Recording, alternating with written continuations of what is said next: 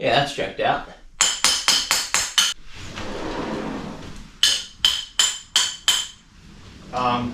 Brian. Hey, Chris.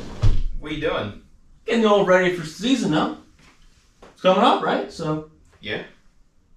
What's up? Making sure she's tipped up.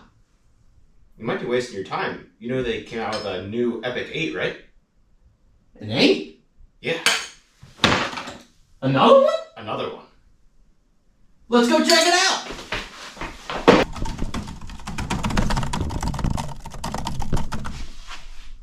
It's better in almost every way.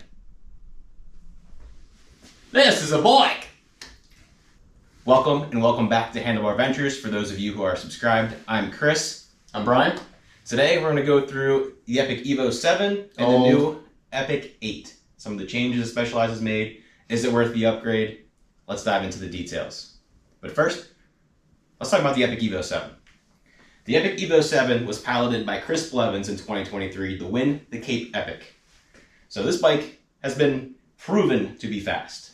The Epic Evo 7 was also Cena Fry's bike of choice for most World Cup races. She preferred the longer, lower, slacker, more progressive geometry of the Epic Evo compared to the Epic, and its brainless suspension. Arguably more fun. Arguably more fun. That's right, we're talking about you. Specialized listened to their pro riders and many others who preferred the Epic Evo 7 over the Epic. The new Epic 8 is even more Evo than this Evo. Let's dive into the changes that they've made on the Epic 8. So the Epic Evo 8 gets the treatment that all trail bikes and enduro bikes are getting lately. That is longer, lower, and slacker. But before we dive into the details, do us a favor. If you're enjoying the video, hit the like button. If you want to see more content, subscribe. So with the Epic 7, the Epic Evo was based on the Epic race bike. They put a new rear triangle on it, making it a suspension kinematics what they wanted with the Evo version. However, with the Epic 8, the Epic Evo is the exact same frame as the Epic 8. The only difference being the components that they use on the bike. They use a 130mm fork instead of 120, and they use a little bit beefier rear shock without the magic middle setting. So the frame of the Epic 8 and Epic Evo are exactly the same, just components are really the biggest difference between those bikes. Compared to the Epic Evo 7, the Epic 8 is 0.7 degrees slacker in the head tube. It has an additional 15 millimeters of reach. Is that right? 1.5 degree steeper seat tube angle. And the bottom bracket is about 8 millimeters lower to the ground. So this Epic 8 has truly gotten the longer, lower, slacker treatment. The Epic 8 also gets an additional 10 millimeter of suspension travel in the rear, going from 110 on the Epic Evo 7 to now 120 on the Epic 8, giving it a little bit more cushion for the more progressive and aggressive cross-country tracks, which are more fun. So in going from 110 millimeter of travel to 120, Specialized have revised their suspension kinematics to give you a little bit more. Anti-squat. You get 10% more anti-squat. They claim 20% less pedal bob, which is a pretty significant change. It's significant. And it's also much more progressive.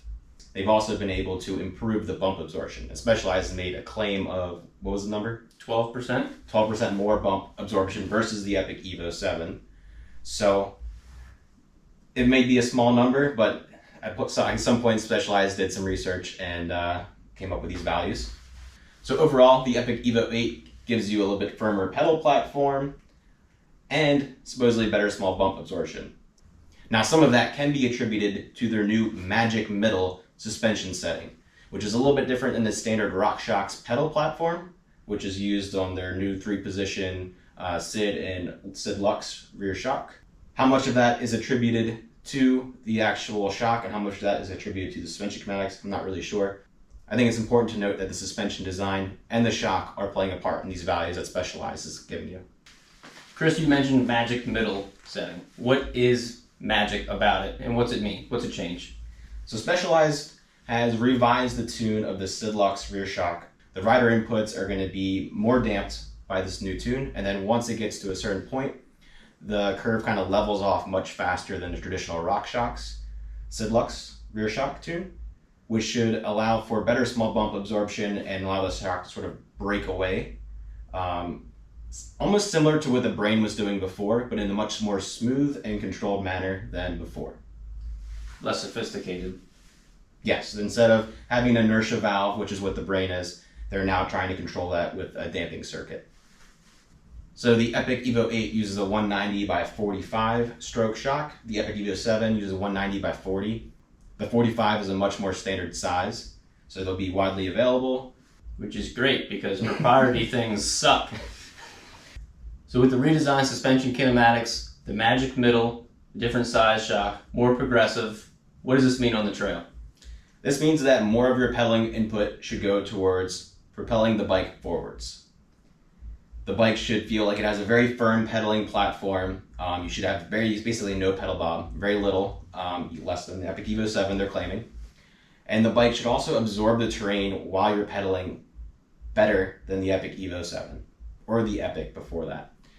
The idea behind it being that you have these firm pedaling platform that you can pedal against, and then once you hit a small bump, or a root, rock, whatever is in the trail, the suspension should break away, break free, and the rear wheel should move up and over the obstacle and not get hung up on it. So you should be basically just putting the power down, the bike should be moving forward in a perfectly horizontal line over the rough terrain, or at least that's the idea. That's the goal of what they've tried to accomplish with the new Epic 8 suspension. It should be a little bit better pedaling and better bump absorption, making you faster. How noticeable do you think this rear wheel moving up and out of the way over obstacles is going to feel on the bike? Is it going to be like a hardtail versus a full suspension bike, or lower tire pressure? What do you think that's going to be different? From what Specialized is claiming, like 20% better pedal efficiency, 12% better bump absorption. It's not going to be like the difference of going from a hardtail to a full suspension bike. I think the difference is going to be relatively minor.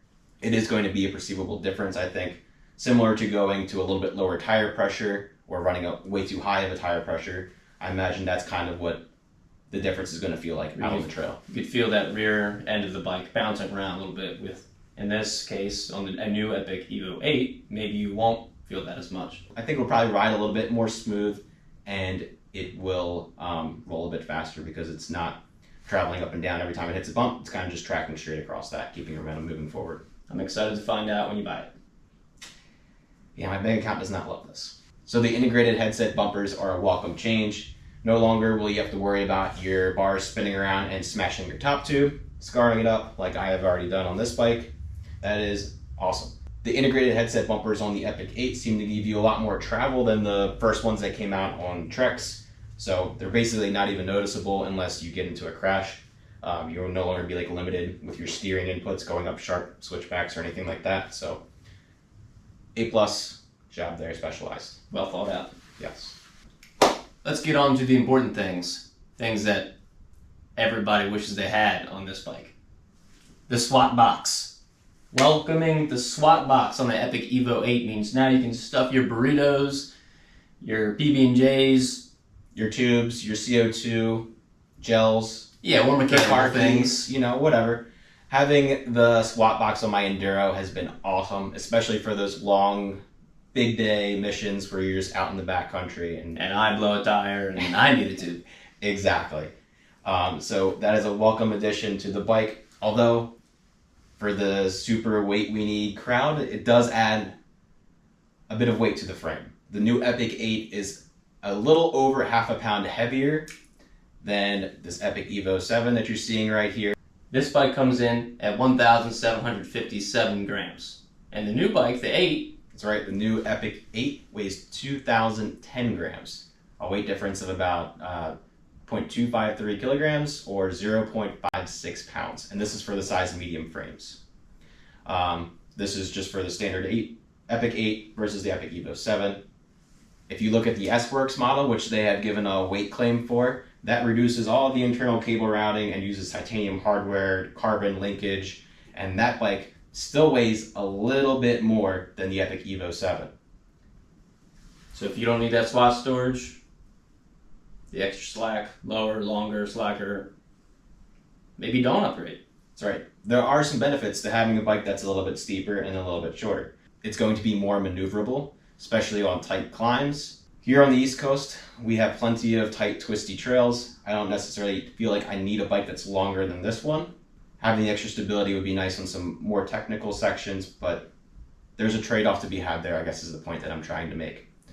Making a bike longer, lower, and slacker takes away from some of its nimbleness and maneuverability. But one thing I'll say, if you're looking for a one-bike quiver, maybe that Epic Evo 8 is more in line with, let's not say a trail bike, but a lightweight trail bike. It might be a better fit for you. Final thoughts, Chris? The bike is lower, longer, slacker, a little bit thicker, if you will. What's the verdict? Would you buy the new frame having this Epic Evo 7? Do I want the new 8? Absolutely. But am I going to spend almost $4,000 on the new frame? No, I can't justify that. I just can't justify the cost. I'm just not willing to spend that much money for a small improvement in performance. So say you don't have this bike, the Epic Evo 7, and you're in the market for a new bike. Are you going to buy the new Epic Evo 8?